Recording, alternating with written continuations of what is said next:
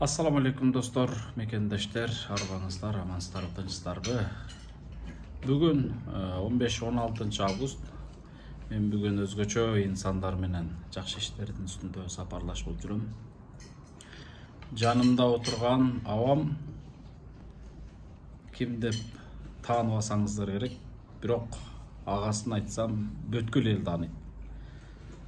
Раматылык Кыргыздын чыныгы патриоту, эл баатыры Дооронбек Садырбаев абабыздын бир тууган энесинин жанында отурам. Ал эми бул жагыбызда болсо устаз Раматылык Чубак ажынын атасы Тажыбай абам отурат мынакей. Бүгүн мен өзгөчө инсандар менен сапарлаш болуп сонун иштерде жүрөм. Нокенде. Бул жака иштаса аба. Чубак ажынын устаз Раматылык Чубак ажынын айш атасы. Коноктор менен бүгүн сонун сыйдабыз. Кайра жабабыздан сыйдабыз. Биринчи сизден баштайын. Аты жөнүңүз ким эле? Менин аты жөнүм Садырбаев Кубанычбек. Канчадасыз? 68-де. Абаман кийинкиси эле сизби же ортоңуздарда? Эң кичүүсү менмин үйдө. Сизден ошондо канча жаш улуу болуп калды? 16 жаш улуу болду менден. Сиз саясат 8 айлык колдо калган экем да. Сиз саясат жагына кызыгып аралаша албадыңызбы? Мен саясатта акамы колдоп 3 жол депутат кылдым, помощник болуп, жардамчы болуп. Жандошу ийик аттырат деген менмин да. Андан кийин жолдо эжем депутат кылдым. Андан кийин менден чоң эжем. Ушу менен бир семьяден экөө жогорку кеңешке депутат болушту. Мен алардын кызматын кылып эле жүрөм. Канча жадам дедиңиз жашыңыз? 68-де. 68-де. Мен сизди жана алгач көргөнүмдө бир 50ке деле чыга элек. Жаш болду, эң кичинеси болсо ошо 50 жаштагы болсо керек деп көрдүм. Жаш көрүнөт экенсиз, Кудайым өмүрүңүздү берсин. Абабыз канча жашында кетти? 68-де кеткен. Сиздин жашыңыз да келди. Канча бир тууган болгон? 6 Канча бала? 4 кыз 2 уул. Мен эң кенжеси 8 айлык колдо калган экенмин. Мынакей достор, мекендештер, жакшы инсандардын жанында өрнөк алып, үлгү алып, жанаша отуруп, ээрчишип жүргөн бул да бир өзгөчө бакыт. Иншалла ошол абамдай болгон, Дооронбек абамдай болгон кыргыз эл баатырлары кайрадан жаралсын. Иншалла эл үчүн кызмат кылгандар болсун. Бирок бир туугандары, урпактары, жакындары албетте бар. Кудай кааласа сөзсүз жаралат иншалла. Эл үчүн үлгөндөр жаралат. Абам болсо мынакей абам өткөндө Раматылык устаз Чубак ажы атына мечиттин ачылышында жолугуп, бирок сүрөткө түшө албадым. Жанына кала албадым элем. Бүгүн кыйлап баарлашып, сүйлөшүп. Аба кандайсыз, жакшысызбы? Жакшы. Ден соолугуңуз кандай, жакшыбы? Жакшы. Жакшы жүрөсүзбү? Жакшы. Үйдөгүлөр тынчпы? Бала чака, неберелериңиз? Тынччылык, бала чака. Жакшы отурасызбы? Жакшы отурабыз. Машалла. Эмне менен алек болуп атасыз үйдө? Бүгүн Тайраж чакырган экен. Ушул иш чарага келип катышып атабыз да, мына өзүң баш болуп. Мына досум, Калил. Машалла. Шу уулдары мына экте. Максат. Ушундай караңызчы, залкар инсандарды эстеп, жакындарын ушундай сыйга чакырып, конокко чакырып, жакшы мааракелерге чакырып, төрдүн көркү кылып, сиздерди урматтап турган эл журт бар экен. Бул да болсо Раматылык устазыбыздын жана Дооронбек абабыздын багында элге болгон кадыр баркы иншалла, аба. Рахмат. Көп жашаңыздар, оорубаңыздар, ден соолукта болуңуздар. Үйдө эмне менен алек болуп атасыз? Үйдө пенсиядабыз да, шахмат ойнойбуз. Телевизор көрөбүз. Мына Халил деген бар, Нокенде. Келип шахмат ойноп кетем. Сиздин алдыңызга келиппи? Кимиңиздер утасыздар? Биздики дайым ниче да. Бүргү мен утсам, эртеси күнү Халил утат. Ниче. Машалла. Рахмат. Аба бир сиздердин бир дуаңыздарды алайынчы элдин астында. Биз дагы бир 5 жылдан бери ушу элдин кызматында жүрөбүз, ушу устаздардай болуп, абамдардай болуп, бир кичинекей болсо да кызматын жасап калайлы. аткаргандан дагы аткарбай калган толтура жумуштар болгон, бирок ошол жумуштардын бир 1% болсо дагы Кудайым бизге себепкер кылса экен деп жүрөбүз. Эми бир жакшы дуа алып бериңиз биздин Ак ниет аманат коомдук фондуна, жааматыбызга бир жакшы дуа бериңиз чала. Кана бир аракет кылалычы. Ошол Ак ниет аманат коомунун мүчөсү болуп, жетекчиси болуп иштеп аткан экенсиң. Сага Кудайым ден соолук берсин, узун өмүрүн кошуп берсин. İçinde iyilikler jaralsın.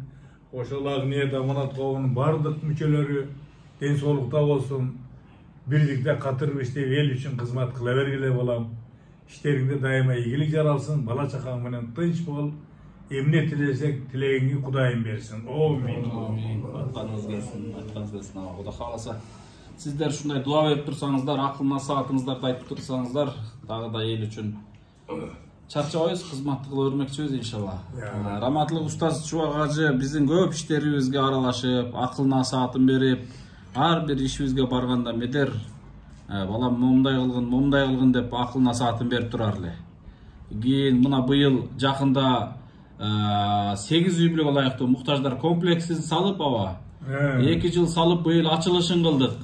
Ошол жерге эң өкүнүчтүүсү биздин эң башкы коногубуз ушул раматлык устаз Чубак ажыбыз жок болуп, ошол жерде көз жаш алып, бир өзгөчө бир ошол устазга көргөзүп, мынакей сиздин акылына саатыңыз менен дуаңыз менен ушул деңгээлге жеттик деп бир кыялыбыз болду эле, бирок ошол кыялыбызга жетпей калдык. Бир четинен аткардык, бирок жанагы баш коногубуз катышпай калды. Анан сизди чакырайын дедим. Сизди чакырсам, ошол күнү сиз 22 май күнү Москвада Мавлид Аннабиде болуп калдыңыз. Ооба, Москвада болуп калдыңыз. Ошол күнү ачылыш кылдык.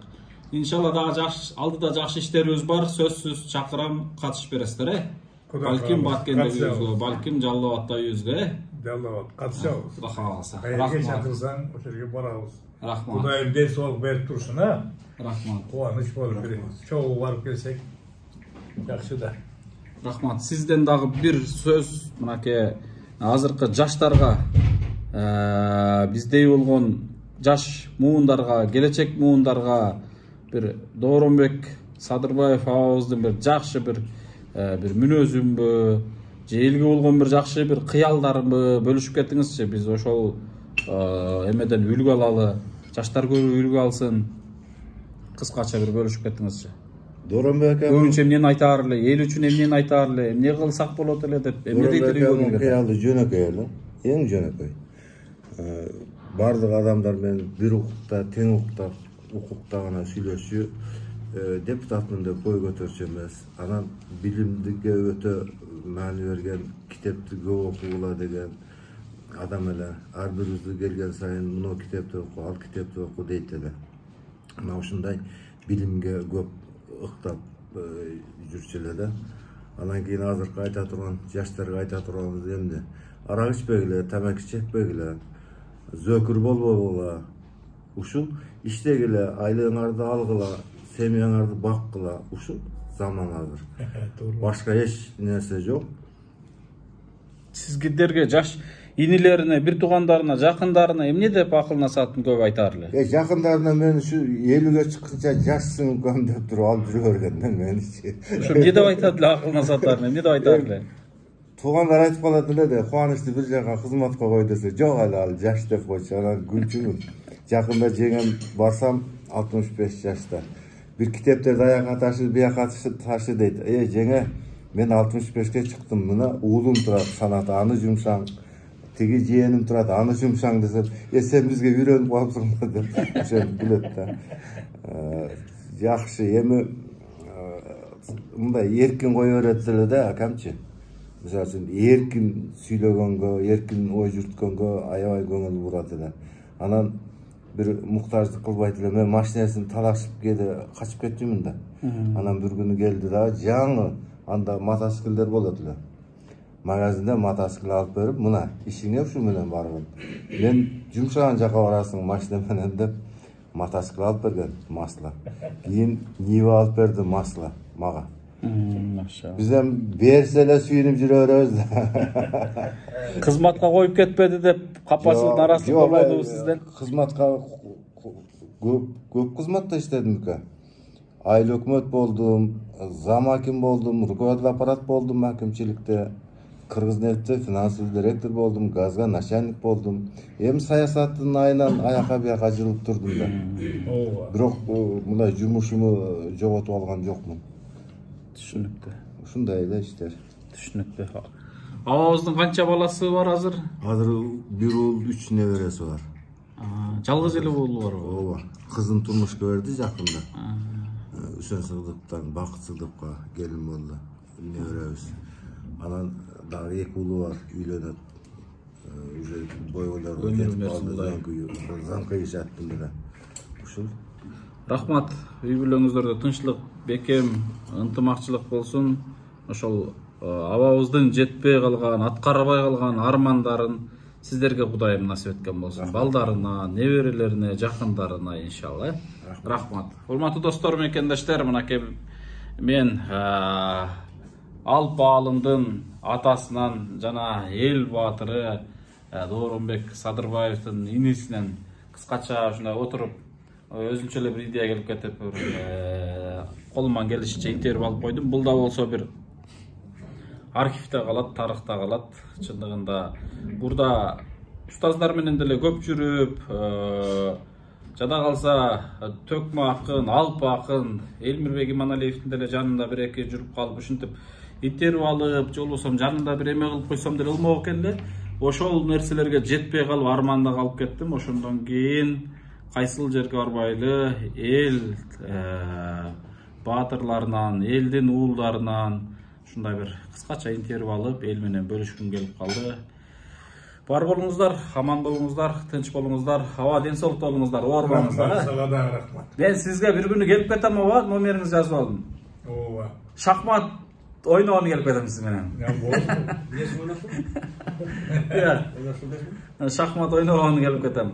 Неме тогуз коргол ойнойсузбу? Аны билбейм. Кудай кааласа алдыңызга келип көп да биз акыл насааттарыңызды алабыз иншалла. Дуаңыздарды алабыз, рахмат. Мына ушундай достор, тынч болуңуздар. Анан бул видеонун уландылары бар. Нокенде биз эмне жумуштун үстүндө чогулдук, эмне мааракенин үстүндө чогулдук, аны биздин Ак Ниет Аманат YouTube каналынан күтсөңүздөр болот.